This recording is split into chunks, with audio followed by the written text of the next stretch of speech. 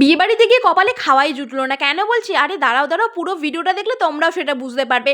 যাই হোক এখানে যেহেতু বৌদিরা ছিল নন বেঙ্গলি তো এখানকার রিচুয়াল কিন্তু একেবারে আলাদা ছিল। তাই এখানে কিন্তু শুভ দৃষ্টির আগেই বর-কনে দুজনে দুজনের মুখ দেখে নিয়েছিল। আর কি সুন্দরভাবে রোমান্টিক ওয়েতে দাদাভাই বৌদি ভাইকে একদম স্টেজের ওপরে তুলে আনলো দেখলে? আর তারপরেই তো এখানে কিছু একটা তিলক বা কিছু করে নিচ্ছিল বৌদি। যেহেতু আমি এইসব নিয়মকানুন একদমই জানি না, তবে দেখতে কিন্তু বেশ ভালো লাগছিল। নতুন, নতুন জিনিস দেখতে বা শিখতে কে না চায় বলো তো? আচ্ছা তোমরা কি কখনো এই ধরনের বিয়ে অ্যাটেন্ড করেছো? অবশ্যই কিন্তু করে থাকলে আমাকে কমেন্টের মাধ্যমে জানিও। তবে এখানে কিন্তু একটা জিনিস ভীষণই কমন ছিল সেটা হচ্ছে এই মালা বদলটা। যেটা কিন্তু আমাদের বাঙালিদের বিয়েতেও হয়েই থাকে। তবে এখানে হচ্ছিল কিন্তু একটু হাটকে মানে হচ্ছে আলাদাভাবে। তো এবার আসি মেন গল্পে। আসলে আমাদের পৌঁছতে এতটাই লেট হয়ে গেছিল তো বরযাত্রীর জন্য কিন্তু কোনো খাবার-দাবার আর বেঁচেই ছিল না। তাই শেষমেশ কিন্তু এই ঘুগনিটাই আমরা পেয়েছিলাম। তাই কিন্তু আমি বেশি করে ভুজিয়া চড়িয়ে এই ঘুগনিটাকেই খেয়ে পেটটা ভরালাম। বাকি ভিডিও নিয়ে আসছি পরের পার্টে। টাটা!